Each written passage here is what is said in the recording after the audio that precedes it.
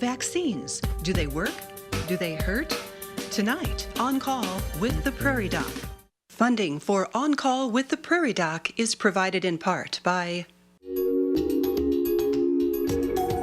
Avera is a proud sponsor of On Call on South Dakota Public Broadcasting. Larson Manufacturing is proud to support On Call Television as it continues to open doors for important medical information. And by the South Dakota Foundation for Medical Care, the Medicare Quality Improvement Organization for South Dakota. Additional funding is provided by Aberdeen Asthma and Allergy, Brookings Health System, Dr. Mark Bubach with Dakota Allergy and Asthma, Dakota Care, Dakota Dermatology, the Orthopedic Institute, Physicians Care Sanford Clinic Community Service Committee, and Swiftel Communications. Closed captioning for On Call with the Prairie Doc is provided by the generous support of Avera, Brookings Health System, and Fishback Financial Corporation.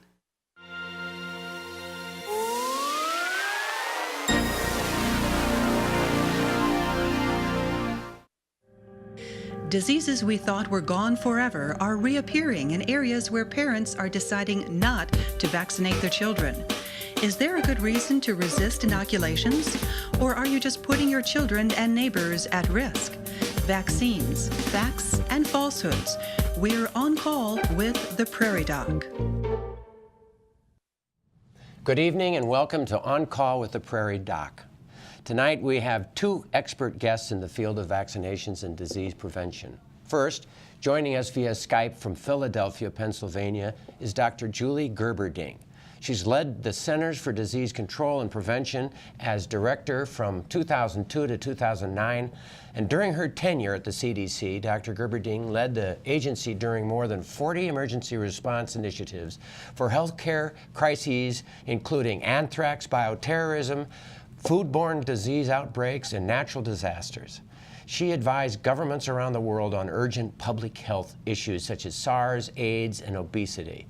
Presently, Dr. Gerberding is the president of Merck Vaccines, where she is responsible for Merck's current portfolio of vaccines, planning for the introduction of vaccines from the company's pipeline, and accelerating efforts to broaden access to Merck's vaccines around the world.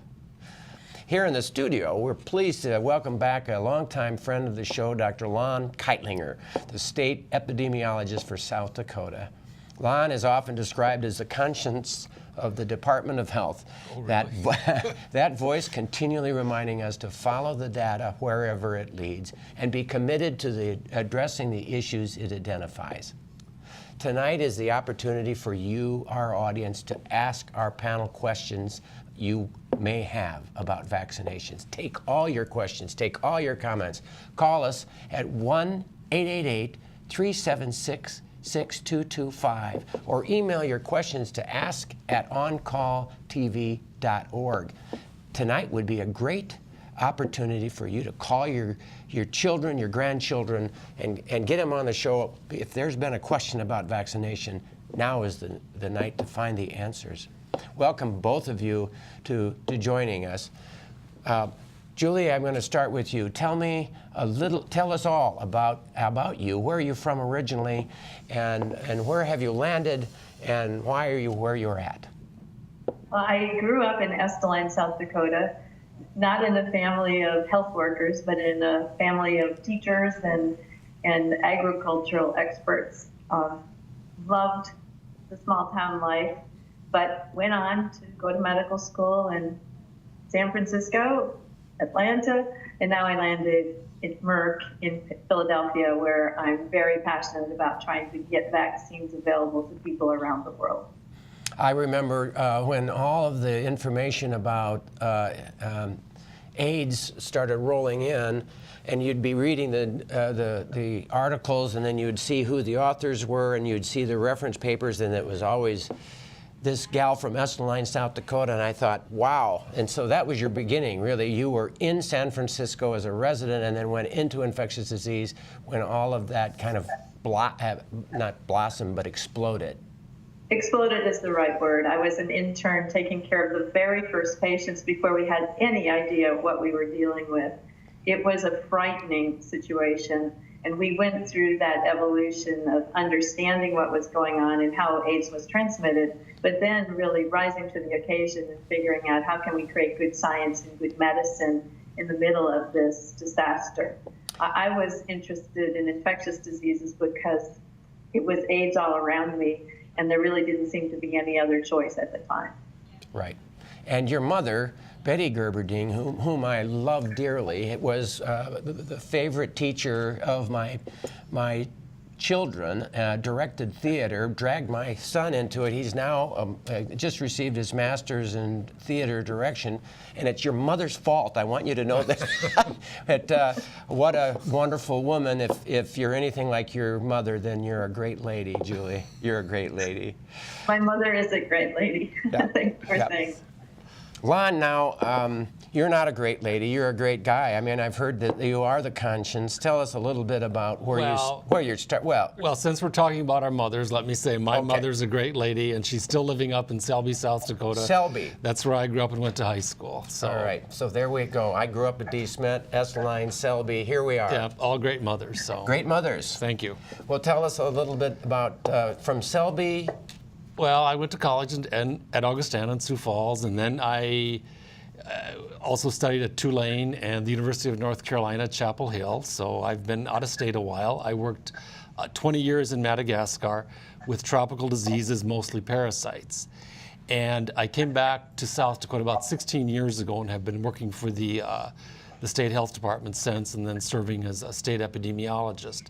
And I think the advantage of working in Madagascar was, and I shouldn't call it an advantage, but I saw diseases that are vaccine preventable, and I saw what they do to people. I saw polio in its full rampage.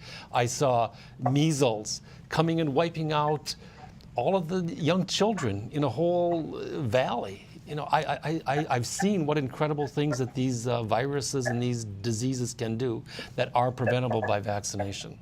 So you represent public health, and I guess Julie represented public health when she was at the CDC. Public health is a different kind of a bend on directing in medicine. Could you explain a little bit about that philosophy difference between the standard medical care that people are used to and public health medicine? Well, Dr. Gerberding is still working public health, and and she certainly always will, and she left her stamp on the public health of this country and the world, as you said. But no, public health, we don't see one patient now and then another one a half hour later. And for us, the whole state of South Dakota is our population or our patients. So we're looking backward, forward, all people at all times. It's encompassing all people at all times. Yes, and it has a very strong prevention component. Not so much curative, but we want to get out front and prevent. And then, you know, what my job as the epidemiologist, you look at the data, see what's happening, when and where and to who, and you let the data drive what the policy is. Science-driven stuff. Julie, what is your take on what public health is? I mean, you agree with that? You want to expand on it? I absolutely agree. In the context of vaccines, I think of it this way. A vaccine protects an individual from an infectious disease, but vaccines also protect communities against outbreaks. And in public health, we're concerned about the outbreak situation. One of the challenges that we have is when the community is not adequately protected, there are enough people in the community to continuously spread diseases. And that's part of why we're seeing a return of the vaccine preventable diseases, because some of our immunization rates have dropped too low to protect the whole community. And we're going to go at that in a minute, and we're going to take a break shortly. But I wanted to state that that whole essence of herd immunity came in the New England Journal of Medicine about 6 months ago, when they said that it was the Prevnar vaccination of all those little kids that prevented all the elderly's pneumonias. Would you explain that? Well, you know, we have to understand how pneumonia is spread, in this case, the pneumococcal pneumonia. And little children congregate in daycare and schools, and they share their germs. So children are good vectors or good sources of a lot of things, including the pneumonia bacteria. They bring it home, and then their parents carry it and transmit it to other adults. So if you vaccinate the little children and protect them from getting what can be a serious infection for them as well, pneumonia, ear infections, etc., they're no longer harboring that bacteria. They don't bring it home to the adults in their household, and therefore we see a drop in risk and infection rates in adults, even though they themselves have not been vaccinated. It's something like hundreds of thousands of people, elderly, immunocompromised people too, or have been saved by the little kids getting the Prevnar pneumonia vaccine. In the early 20th century, polio was one of the most feared diseases in industrialized countries, paralyzing hundreds of thousands of children every year. Thanks to Salk and other vaccines, the last case of naturally occurring polio in the United States happened in 1979. But now many of those who have suffered when they were younger are developing post-polio syndrome. I had polio in 1950 when I was 4, the acute polio. Really was aware of developing post-polio symptoms in about 1985.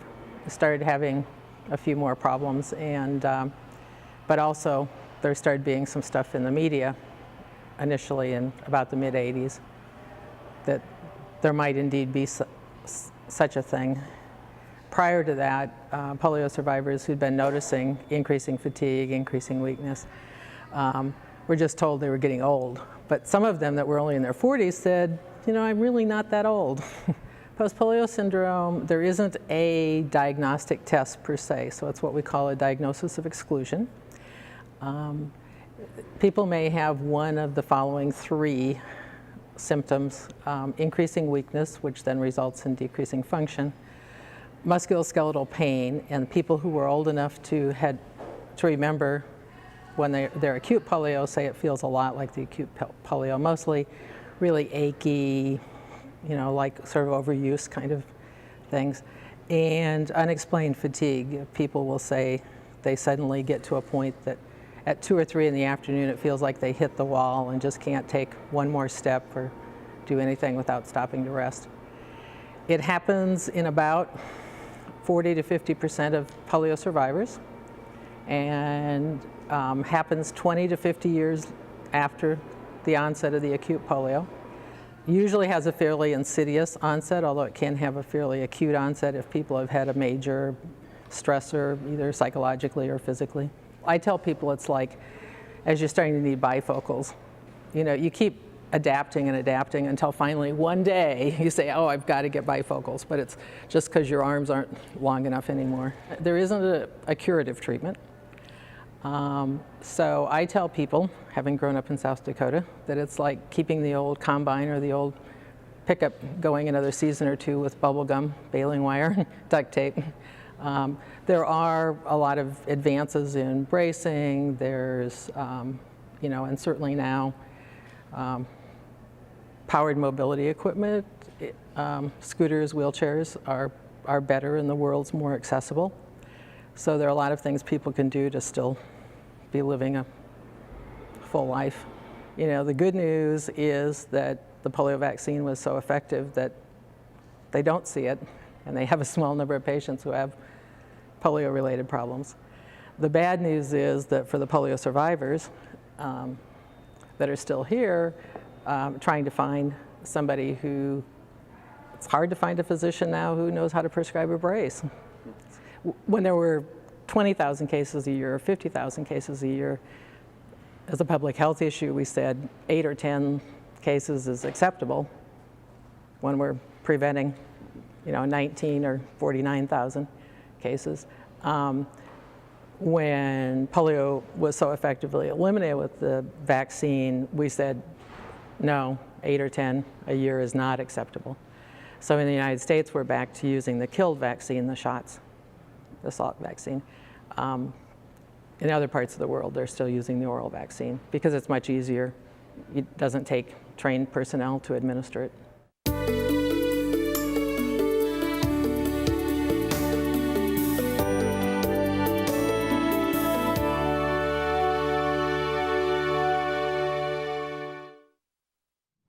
You know, my uncle Jack Powell was a victim of polio and was paralyzed, was about 4'11", severe scoliosis, and it compromised his life.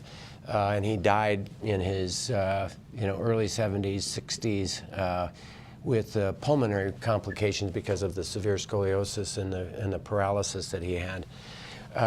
When did we last have polio in South Dakota, Lon? Our last South Dakota case was 51 years ago in 1963 in a Minnehaha County resident. And when did the vaccines come in? They came in the early 1950s, 54, 55. Our biggest year in South Dakota was in 1952. We had over 1,000 cases of polio. You know, that I can tell you when they came out with that vaccine, I think about my mom and she said, "We're going. I'm carrying you. I'm taking you right now." And she walked down there with me, and I got that sugar square with the polio vaccine in it, and I put it in my mouth, and my mom just breathed this huge sigh of relief because her brother had polio, and it was tremendous burden on their family. My cousin Nancy had polio in the late 1940s, and she suffered greatly for it. Her father worked with her, gave her therapy on the kitchen table, and she learned how to walk, and she lived a good life. But she had polio as a child. And now, when was the last case of polio? Julie, do you know when the last polio case was? Well, globally, we still have polio, of course. We're so close to completely eradicating it, but mainly because of wars and inability to deliver the vaccine to the children who are in these very, very difficult environments, haven't quite been able to completely eradicate the disease. And that's a very, very sad state of affairs. Of course, the more conflicts there are, the more cases of polio there are. Well, it seems, though, that this reality of vaccination preventing these horrible diseases has been lost. I mean, I've got some notes on this. In 1950, there were 3 to 4 million cases of measles, 48,000 hospitalizations, and now there's 55 cases of measles in the country. German measles caused these heart defect valve problems, and now those are completely gone. Pertussis and whooping cough. Before the vaccine, 8,000 people died every year, and now it's 40 cases because of vaccinations. A story with chicken pox, it's with tetanus. Tetanus, 1 out of 5 die who get tetanus, and now before vaccine it was 500 to 600 deaths in the U.S., and it's almost non-existent at this point. And the one that my wife will talk about, and you'll hear it, was HIB or HIB or Haemophilus influenza B. And there was meningitis and morbidity, and I remember all of this occurring. And before the vaccine, there was 20,000 children per year with this and 1,000 deaths. And now there's been a 99% reduction with vaccinations. People don't realize the value. I mean, what is happening in this country? We forget. Our societal historical memory is very short, and we may have made a phenomenal achievement, but now people are forgetting it. We've been living the good life, free from these diseases, and people forget about them. Right. Julie, any comment about out there on the East Coast? You know, when you're in the middle of Manhattan and there's a measles outbreak, you have to ask yourself, what is wrong with this picture? After all of this progress and this tremendous impact on these vaccine-preventable diseases, why are they coming back? And it doesn't take very many people to be under-immunized before they return, because, as we're learning with Ebola, we're sometimes just one traveler away from an introduction of one of these infections. And while we've done a good job of containing them in the U.S., they still are problems in many other parts of the world. I'd like to come back to vaccination development for Ebola, and I want you, don't forget that, Julie. But I want to, look at the article, Lon, that you shared with me earlier this week, the Time magazine article, October the 6th, at which time they said that in the public schools, something like 98% of the kids are vaccinated. And if you go to the private schools, it's 18 to 90%. It's a lot less in the richer people, the more educated people, 85% are in Colorado. That's the worst in the country. These seem to be these highly educated people who are panicking about autism and bipolar disease and ADHD and allergies that they think are a result of vaccination. What's your take? It's true, and we get calls like that in the health department about people who just choose not to. We call it a philosophical exemption. We don't have those in South Dakota. South Dakota, we have strong school entry laws that mandate children have to be vaccinated for many of these diseases. The only exemptions are a medical exemption if a child would react to the vaccine, or a religious exemption. We have a few people, about 1.5% of our entering kindergarten kids have a religious vaccination. And that has to be in your religious doctrine. You can't be a good Catholic or a good Lutheran or a good Methodist and say, oh, it's in my... Yeah, but that's a theological question. Yeah, It's not. The Pope has made that clear, and pastor, it's... It is not part of the religious philosophy. Some states they can just opt out because... They want to. Yeah, they just hear something on TV and then they think, well, let's... There's so much misinformation out there. Julie, do you see it in Pennsylvania? We see it in Pennsylvania. It's a situation where there are two phenomena. One is delayed vaccination, which of course creates a period of time when children are vulnerable, but then incomplete vaccination where either some or all of the vaccine doses are missing. It also sometimes results in children being homeschooled with the parents thinking that's a way to avoid the mandatory school requirements. But at the same time, they forget that even though children may be homeschooled, they have contact with other children. There was a tragic situation in Minnesota where children in homeschool environment were exposed to measles from an adopted child also being raised in that environment. The child was adopted from a country that had very low rates of measles immunization. And sure enough, those homeschooled children came down with measles. So we've got to think we're all in the same herd. And if we have one weak link in the chain, we're all at risk. We're all on the same earth. We have a measles picture that we might want to refer to right here. But we're seeing more of this measles. Lon, you want to describe measles? Or are you going to leave that up to me? I'll leave that up to you. And I'm going to throw that... But are you old enough that you've actually seen a case of measles? As an adult doctor, I have not seen measles, but I bet you Julie will have a better answer of describing how measles presents itself. It's a red rash. It's spotted. It's not very palpable. There's a fever and kind of an upper respiratory infection that goes with it. Julie, anything have I missed?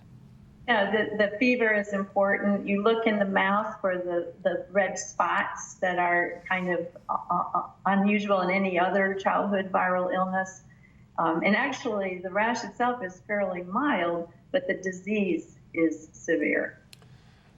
It's interesting that the Time magazine said that there are people who have conspiracy theories out there. They believe that the vaccination companies like Merck, I'm sure they're thinking, or like the doctors are all, this is a profit center, give them the vaccine, it makes them sick, they have to come in and we can profit from that.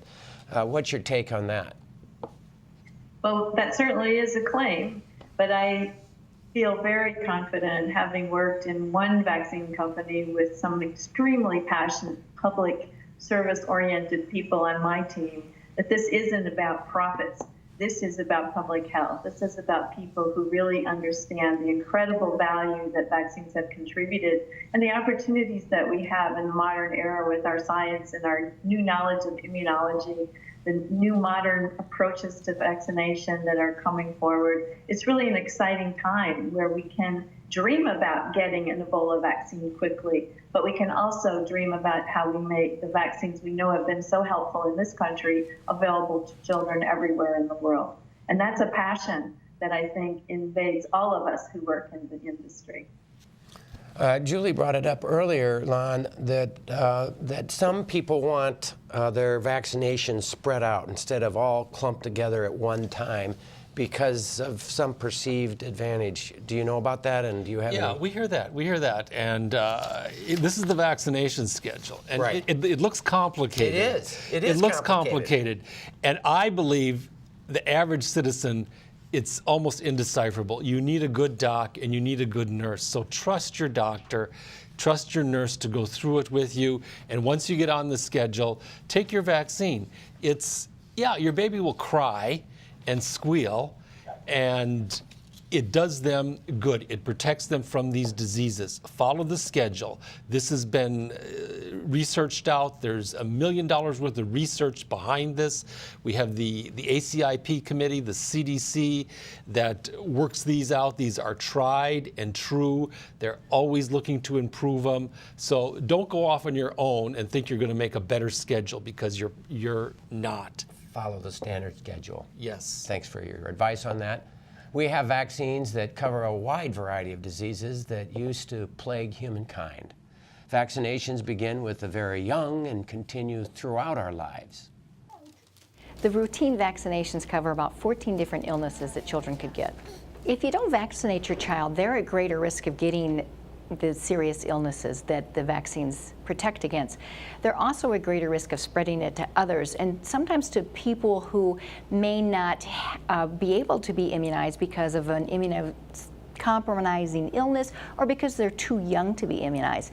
And then the last thing is that because the illnesses that we cover with the vaccines are less common, they're harder to pick up. We're not used to seeing them. So they're putting their child at risk of having a more unusual and a more difficult to diagnose illness.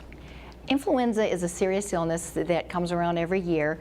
They make a new vaccine for that every year to try to match what they think is the kind of illness, the kind of influenza that they're going to have. And we do recommend that every child gets an influenza vaccine over the age of 6 months. Babies have immunity from their mother when they're born, so we need to start their immunizations at about 2 months, because that's when that immunity from mom starts waning. So we want to protect the babies as soon as possible, as soon as we can, to start getting them covered for those serious illnesses.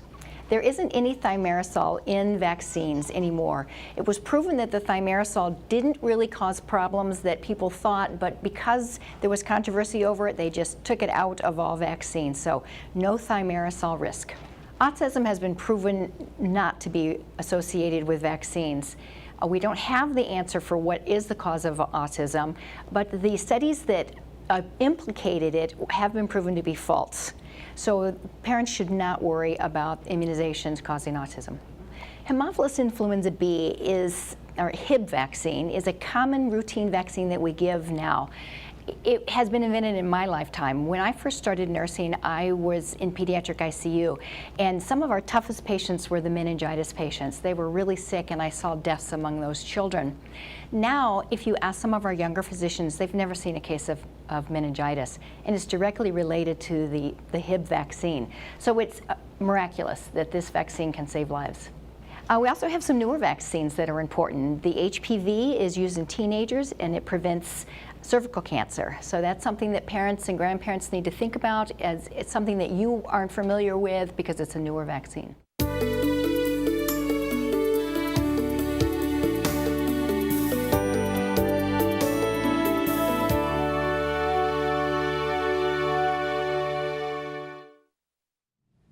Well, that's one person that you can truly trust, and I do every day, including supper sometimes. She brings me supper and all sorts of good things, so thank you, Joni, for that wonderful thing. Call in your questions about vaccines at 1-888-376-6225 or email us at ask@oncalltv.org. This is very important issues. We've got questions. One question had to do with Julie Gerberding. What do you see as the future in vaccines?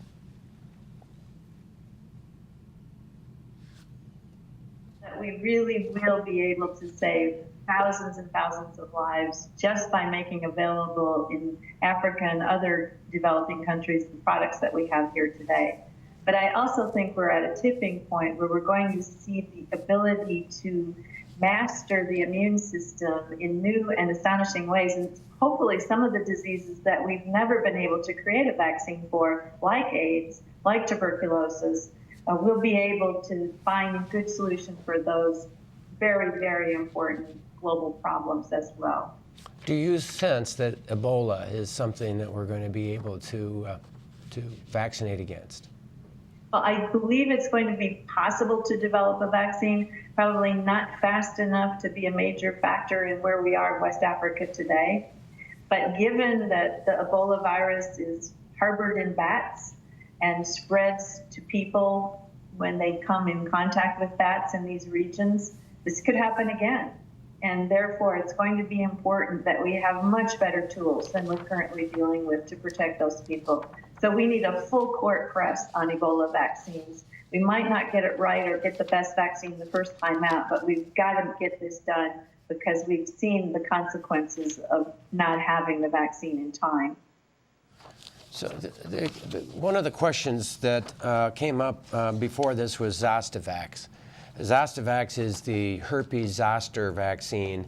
And of course, as Julie was saying, some of these vaccines are just completely wipe out the illness. Zostavax, on the other hand, reduces the incidence 50% and reduces the post-herpetic neuralgia, the pain, by 60%. Lon, any comments about the Zostavax vaccine? Well, we certainly encourage people to get that. And it can do you nothing but good. If it reduces your morbidity and the morbidity, illness. Yeah, the illness, even if it's not zero, if it makes you a little healthier, causes you to be a bit less sick, it's well worth it. Right.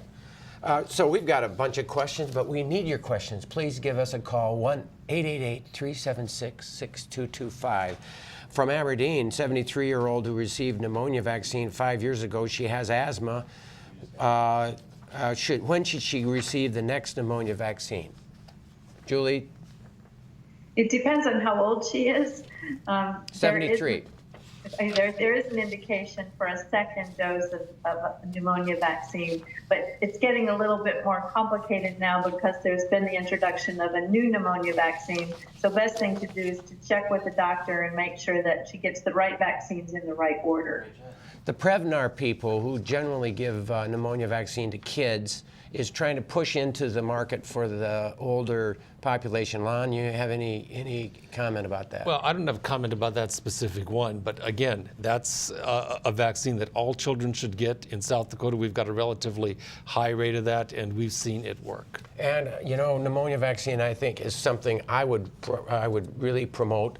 That's a Pneumovax. The Prevnar, which is another pneumonia vaccine, I'm not there yet. I'm just going with the Pneumovax. You have a comment about that, or Julie? Well, I can't really comment on that because I do have a bias in terms of that vaccine. The difference between the two products in adults is the number of kinds of the pneumococcal bacteria that they address. The Prevnar that's been newly made available for adults covers 13 of the strains. The Pneumovax that you're talking about covers 23 of the strains. There are advantages and disadvantages to both of the vaccines. So again, while the CDC is making its final recommendations, I think it's just important that people check with their doctor. And Merck makes which one? Because I couldn't tell by how you responded. Well, good. That was the answer. She's going to say, you can't tell. Now, that's what you call quality doctor. Very, very professional. Professional. Here's from Sioux Falls. Can't you get the flu from the flu vaccine? Lon? No. That's the answer there. You don't get the flu from how about, why do they say if you got a cold coming on, don't take the flu vaccine because it's going to make it worse, right? Or well, what? Sometimes if people are quite ill, and then it's best not to get the vaccine on that particular day. Come back in a couple days when you're feeling better, but you're not going to get influenza from the influenza vaccine. Right. Urban legend that's been floating around for a long time. And I don't give it to them because when they get sick the next day or two or three, they're going to blame me. So I'm going to just say wait until you get well. Julie, answer the question, though, for us.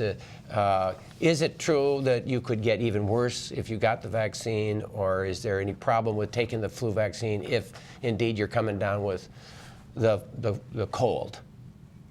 Absolutely. influenza vaccine does not cause the flu. And we just have to keep emphasizing that over and over again. It's one of the urban myths.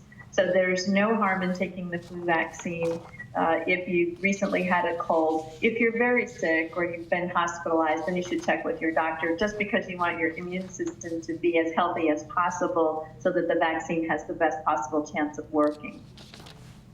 What I've heard that vaccines make you sick. Is this true? And the question is, what side effects are there that come with it? There are some, right? There are some. Typically, it's a sore arm. I know I had a Sore arm. typhoid vaccination once, and it really hurt. Your flu vaccine, I just had one last week. I feel nothing. Now, some people, it hurts a little more. You get a little red, a fever, something like that. I say it's a good take. It's working. But occasionally, very, very rarely, there could be something, and we have a system that monitors that, tracks that, and indemnifies it. So there are people who have allergies to egg whites, and some of this stuff is made in egg whites. What's to say on that? Well, the flu vaccine, and that used to be a no-no for flu vaccine. Right. You couldn't have it.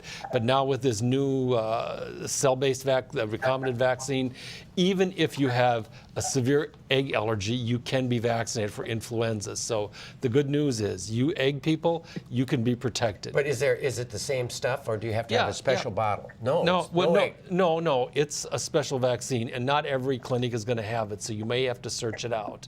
But it will be well worth your time. The egg flu vaccine, egg-free. Eggless.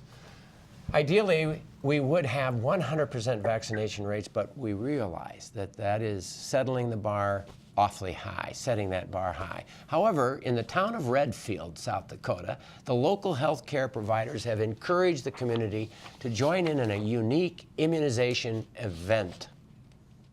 These buses run on roads that trail through a 1,500 square mile portion of eastern South Dakota, Spink County. And because children from schools spread out across this area were taken out of school and bused to this one location for a vaccination, you'll probably recognize that providing H1N1 influenza vaccine is a priority for healthcare professionals in this community. Dr. Matt Owens from the Redfield Community Memorial Hospital confirms this. Now that the H1N1 vaccine is available, we're going ahead and having them come here, and we're attempting to get the highest percentage of K through 12 students done here in Spink County. You have to remember, H1N1 is an influenza-type virus. It's in the category of influenza A, but the standard seasonal vaccine would offer virtually no protection to H1N1. And so that's why we've actually had to set up twice here, once for the H1N1 and then previously for the seasonal vaccine. Nurse Amy Turner is one of a number of healthcare professionals working in the front lines of the fight against H1N1. And she has a few tips for keeping the process running smoothly, even when dealing with excitable young children. Just when you're giving them their shot, make sure you just keep talking to them, encourage them, make sure it's nothing they have to worry about. And then when they're done, we give them like a little sucker and just, keep them their mind elsewhere while they're giving them their shot. Just talk through them, and then it's all over before they know it. Turner says the H1N1 injection will feel the same as a seasonal flu shot. Patients might feel some mild achiness at the site of the injection. And she has some parting words of advice. I guess I would just, make sure if you can get your loved ones in here to get it, if they have health problems, if they meet the requirements, make sure they get in here. And it's an awesome thing that the state is offering to help these young ones and the elderly that are sick to prevent getting H1N1.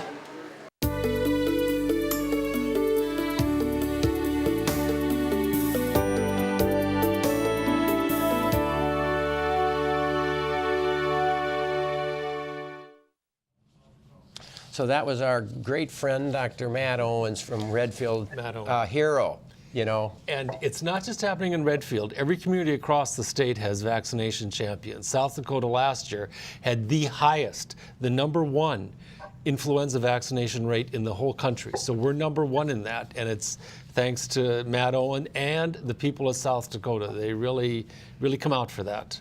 So that pleases me, and I think part of it has to do with maybe our laws in our state as well, that the requirements in this. You know, there's no law for flu vaccination.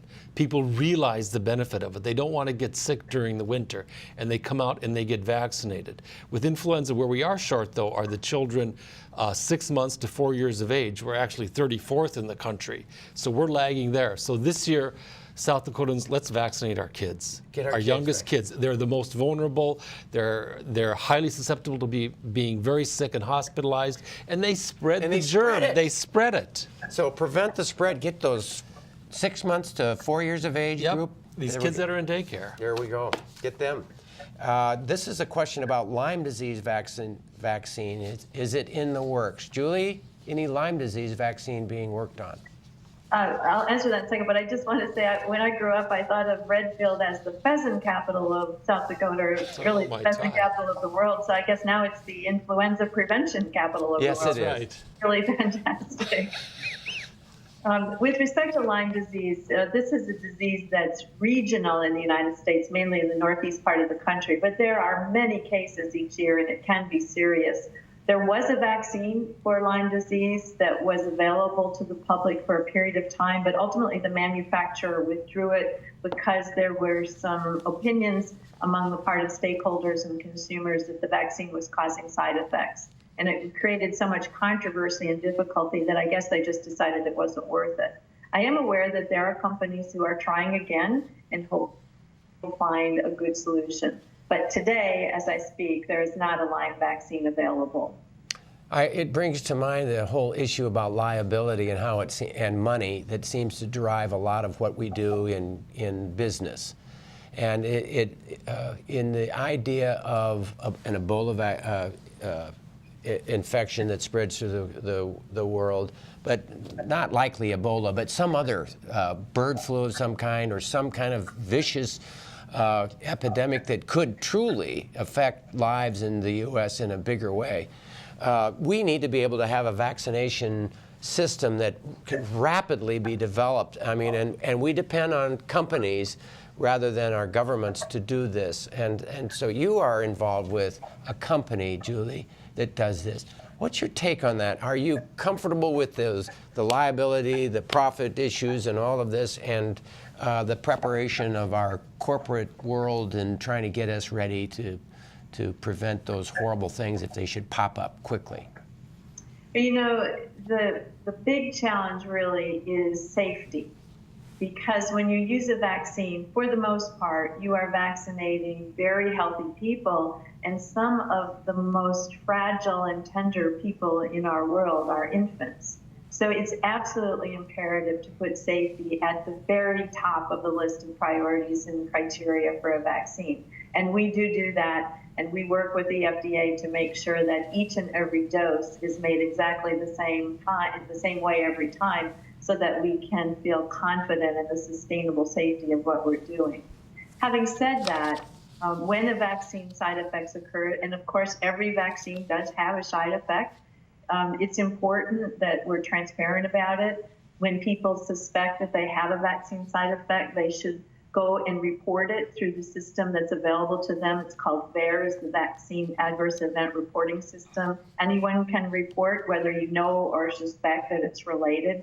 Often side effects aren't related, but sometimes they are, and this is a very important mechanism for the CDC and the FDA to detect when there's a trend that a problem is emerging. When the first rotavirus vaccine was launched many years ago, this system of voluntary reporting was sensitive enough to detect an unusual but important side effect in tiny babies very quickly, so that vaccine was completely taken off the market in a matter of months. And that gave me a lot of confidence that the systems that we have do help us recognize when there's an unusual event.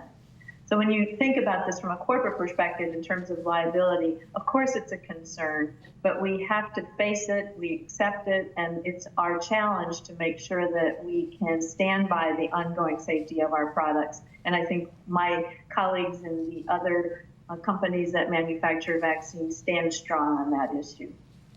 All right. That's Lon, any?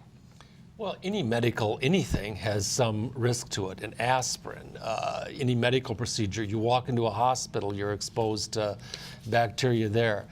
All this risk is about it. You have to weigh the benefit for the risk, and the benefit on the side of the tried and true vaccines is immeasurable. So, Rapid City, how about autism?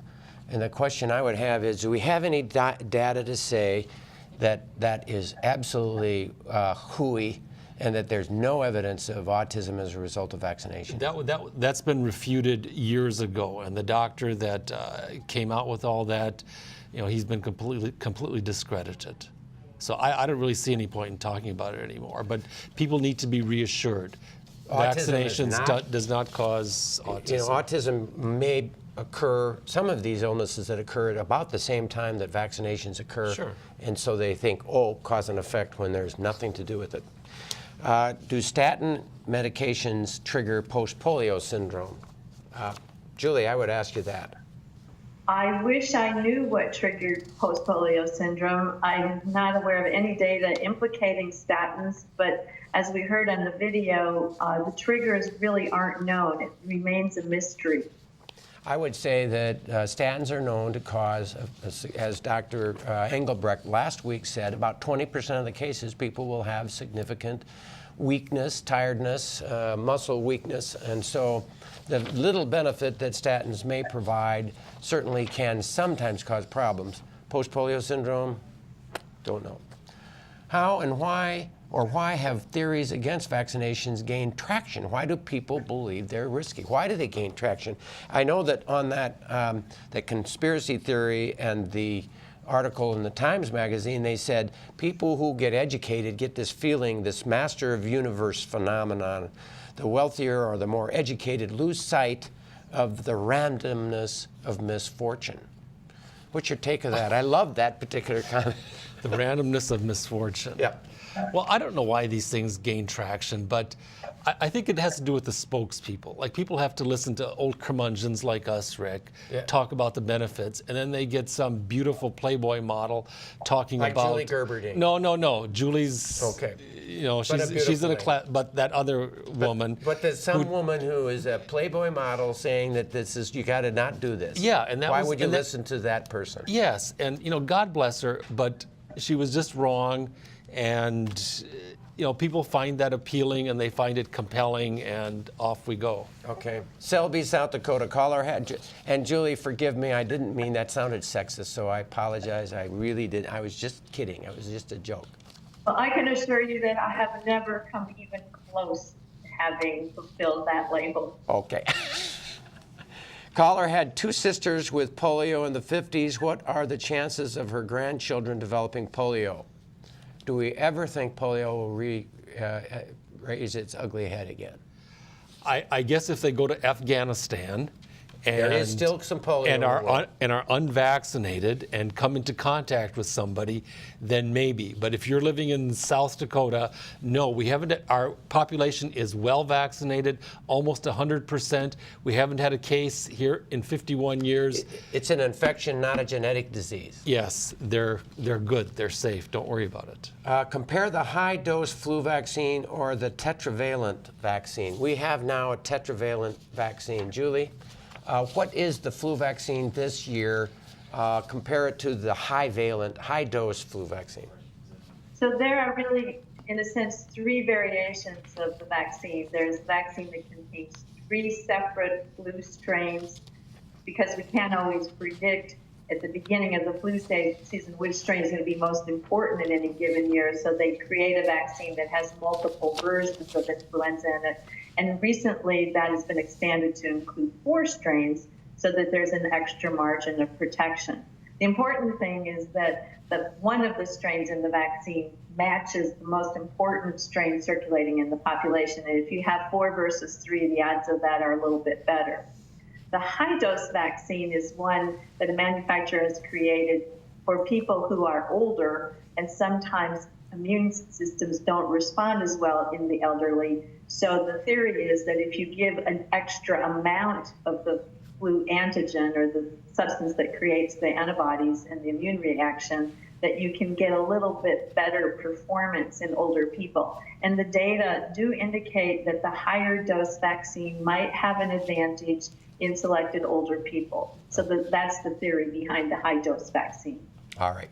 We have just a few minutes left, actually less than 2 minutes. Lon, any take-home messages that you want to make sure that you leave the audience? We've got good vaccination rates in South Dakota, but we got to keep working on it. Children are born every day. They need to be vaccinated. And for certain diseases, we've dodged bullets. A few years ago, we had a man with full-blown measles check into a South Dakota motel.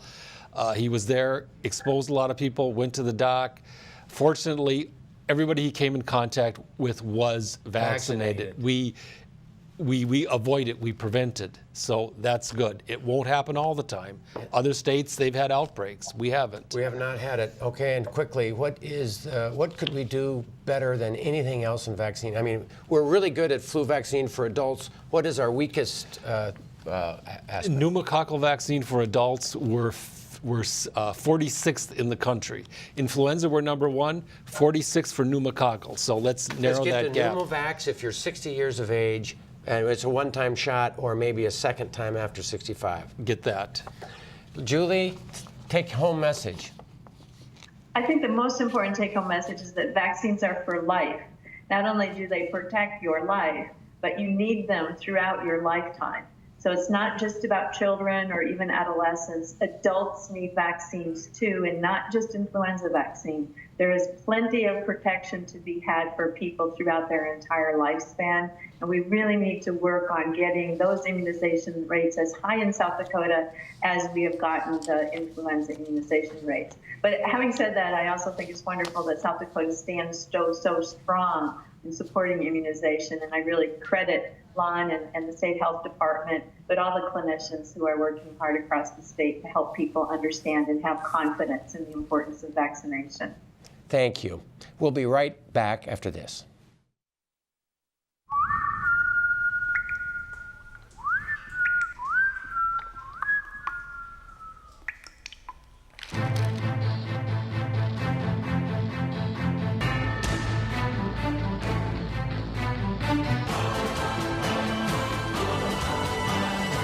The flu bug is getting ready for another season.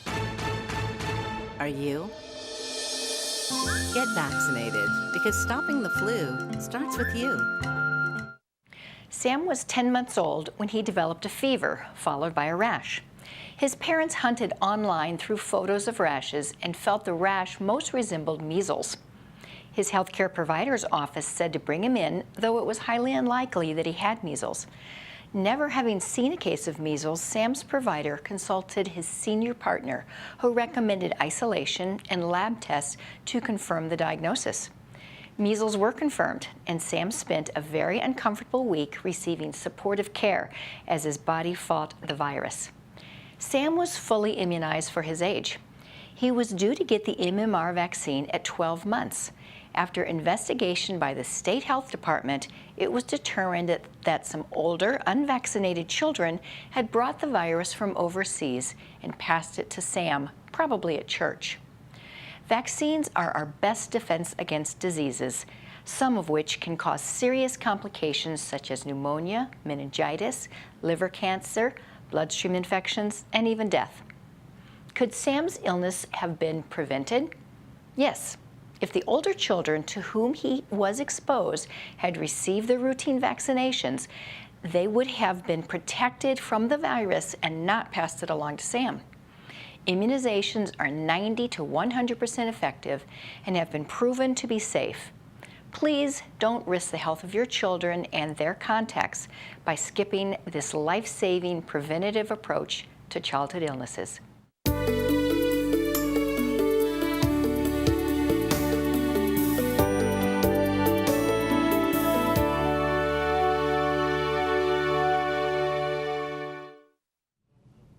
This brings us to the end of our show this evening. I sincerely thank our fantastic guests tonight, Dr. Lon Keitlinger and Dr. Julie Gerberding. As often happens on the show, time ran out and we didn't get to all of our great questions. So To hear our answers to those questions, please join us now on our website, oncalltv.org, where we'll continue live with On Call After Hours on the web in just a few minutes. We'll close with a quote from that great author, scientist, and political activist, Benjamin Franklin, who said, "An ounce of prevention is worth a pound of cure." Well said, Ben. And until next time, stay healthy out there, people.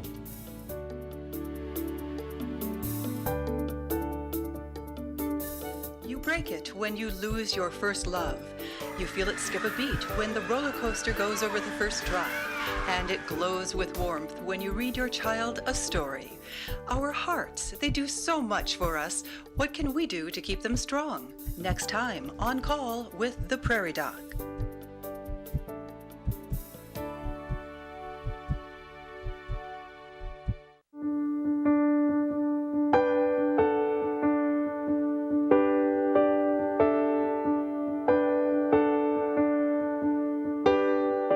Hello and welcome to On Call After Hours, where we answer the questions we weren't able to get to during the broadcast portion of our show. All of your questions are important to us, and we want to answer as many as we can for you. So let's just dive right on in. Quick answers now. Rapid City. Well, actually, I wanted to ask Lon about HPV. What is HPV, and what is an important issue that we need to say about it? Human papillomavirus. What virus? Yes, and it prevents cancer, prevents cervical cancer, and other cancers. So it's very important. You get it when you're 11 or 12 years of age. It's a 3-dose series. Go in and get it, girls and boys. All right. Julie, any comment about HPV? No, it is a cancer prevention vaccine, and I think it's important that people appreciate that it's not just about cancer in girls. It is also about cancer in boys. Okay. And from Rapid City, why can you not get the shingles vaccine if you've gone through chemo? Julie. The issue is the immunity and the need to make sure that you have a strong enough immunity to not get infection from the vaccine. This is a live attenuated vaccine, meaning that there's still living viruses in it, even though they're not strong enough to cause disease in healthy people. There's a chance that in someone with a very weak immune system that they could get a rash or an actual local infection, or even potentially a disseminated infection from the vaccine, although we haven't seen that in very many cases. So the recommendation is for people with significant immunosuppression that they not be vaccinated with the shingles vaccine. Hopefully there'll be a vaccine available for those people in the future that is a different form and would be safe even with profound immunosuppression. Wow. From Centerville, this 87-year-old caller had all the childhood illnesses. Is she at risk for any of those illnesses since she's never been vaccinated? Lon. Well, some of us born before 1957 are excluded, or we don't need to have the MMR, the measles vaccine. So if you're of a certain age, and then maybe not. And if you've had the disease, like if you have documented chickenpox, you don't need it. But we're getting fewer and fewer people that suffer that disease. Okay. So be sure and check. All right. So if you were born before 1957, don't get the MMR. Yeah, you're excluded in certain situations. All right. Okay with that, Julie? Yeah, basically because it was so common, and you assume everybody who was born before the vaccine had the disease, so they're naturally immunized. Yeah. Shingles vaccine, if you've already had the shingles. Julie, I'll ask you that one because they come at me a lot. The people who sell it say, well, after 1 year, it's still advantageous. Is that what you say? That is the recommendation, that having had shingles in the past is not a contraindication to being vaccinated. The idea is if you've ever had chickenpox, you're at risk for shingles. And since most older people had chickenpox, they were born before the vaccine, everyone who has ever had chickenpox could get shingles. What causes it to crop up again locally in the shingles rash is not at all clear. It's kind of a mystery why suddenly you have the chickenpox virus crawl down a nerve and erupt in this very painful rash. But there is a boost to the immune system when you get the vaccine. And I think the theory is by keeping your immunity as high as possible, you minimize the chance that that's going to happen again. That makes me feel, that answers a lot of questions I've had. Caller had Guillain-Barré syndrome and has been told she cannot receive the influenza vaccine. What is her best approach to preventing influenza? Does Guillain-Barré prevent getting influenza? You know the answer to that? It is one of the contraindications. Yeah. I mean, one of the things is a rare case of Guillain-Barré, although there was a lot of talk about cases of Guillain-Barré as a result that wasn't proven. Well, in Guillain-Barré, Campylobacter causes Guillain-Barré, and we have a lot of Campylobacter in South Dakota, so there's many causes of it. So, but it is one of the contraindications. Talk to your physician. Talk about it, don't just jump to conclusions. Right, and if they came to me, I would say, Julie Gerberding, what would you say about that? The concern about Guillain-Barré and influenza came out of the years ago swine flu scare, where a vaccine was made very quickly, and there were an excess number of cases of Guillain-Barré that year. And I think if there was ever a situation where there wasn't an association that seemed to look causal from an epidemiologic perspective, it was that 1 year of the swine flu vaccine. Having Guillain-Barré is not an indicator that the flu vaccine would cause it to come back again, because as you said, it's usually Campylobacter or some gastrointestinal problem. But if that's the recommendation from the clinician, I would certainly adhere to it. Sioux Falls caller had shingles at 13. Does this put him at risk for getting shingles again? Should he get the shingles vaccine ASAP? Huh? I would think so, because we just talked about the 1 year gap. So. Yep, 1 year gap. So. I would just caution that, you know, the label or the indication for shingles vaccine is really only for people over 50. So while an individual doctor may decide that it's important enough in a particular person to give the vaccine, that would be an off-label use. And it's important to remember that the studies of the safety of the product have only been conducted in people who are age 50 and older. Okay. Sioux Falls, can the caller get a Tdap, flu shot, and pneumonia vaccine at the same time? What? Don't know. I don't know. I'd have to talk to the nurse about that. Yeah, look it up. Julie? I didn't hear the list, but generally speaking, their studies are done with the concomitant use, and it depends to some extent on the age and which studies have actually been done. So you have to check the label of the vaccine. It will say on the product insert what it can be delivered with. Okay. Is there a reason that viruses such as HIV and now the Ebola originate in Africa? Is there something about conditions of animals or species, or any comment about that? Animals and humans live very close together in Africa, and there's more opportunity for things to mix up there. Well, we in South Dakota, we have animals, but we live in our houses and they live in their field. In Africa, there's a much closer relationship, so there's more opportunity. Well, and the fruit bat is the major vector, I think, and when its fecal material lands upon your garden or on something, it can share it that way, right? And Africa has incredible biodiversity too, so there's a lot more animals, there's a lot more going on there in a tropical environment. Infections in the other animals, and of course bushmeat, which is, you know, at risk. Any take on that, Julie? I agree with everything you said. I think the bushmeat issue is really an important perspective as we see people moving into rural areas and having more access to potentially infected animals. It isn't eating the meat per se that causes the problem. It's the killing and the preparation of the mammal that exposes people to the blood, which carries the Ebola virus. So cooked meat is probably not hazardous, but the process of getting the live animal prepared to eat is what really creates the exposure situation. And Africa has a great many wild primates, chimpanzees, gorillas, baboons, monkeys, who are very close to the human immunologically and disease-wise, and that also fosters this relationship and bleeding over into humans. If schools require proof of children having their shots, how was it possible for so many children to come down with whooping cough this spring in spearfish schools? Whooping cough and spearfish. We had a number of unvaccinated children. These were unvaccinated kids. Unvaccinated children started it, and what we're seeing now is this phenomenon of whooping cough in a vaccinated community. the immunity seems to be waning after a number of years. So once it gets going, the bacteria gets going in the unvaccinated children, and then it's spread out to children who were vaccinated. So it's harder, but it can still occur. Yes, and we go back to herd immunity. We want to keep it, but we're having upticks now in whooping cough nationwide and in South Dakota too.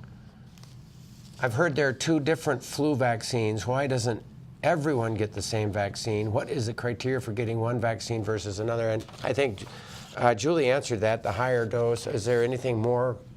Well, there's the one with the 3 components and the one with the 4 components and some with the boosted and right. Yeah, there's more options because different people have different needs. I think it's good. I like the 4. I like the 4 option. That's what I got this year. That's what I'm going to get on Monday.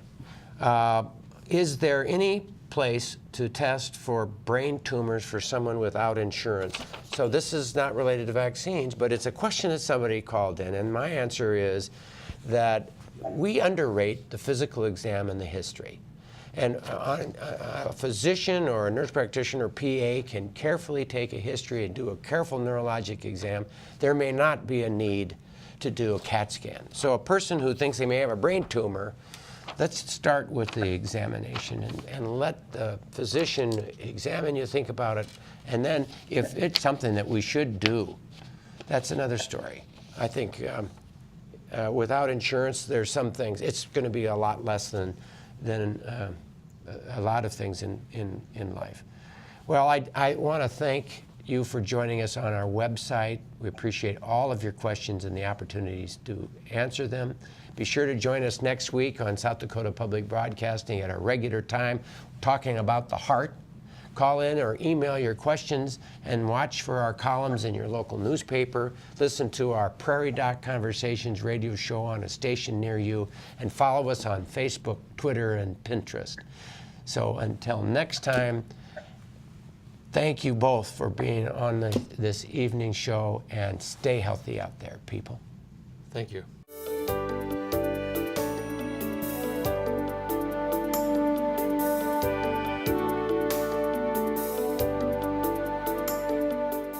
Funding for On Call with the Prairie Doc is provided in part by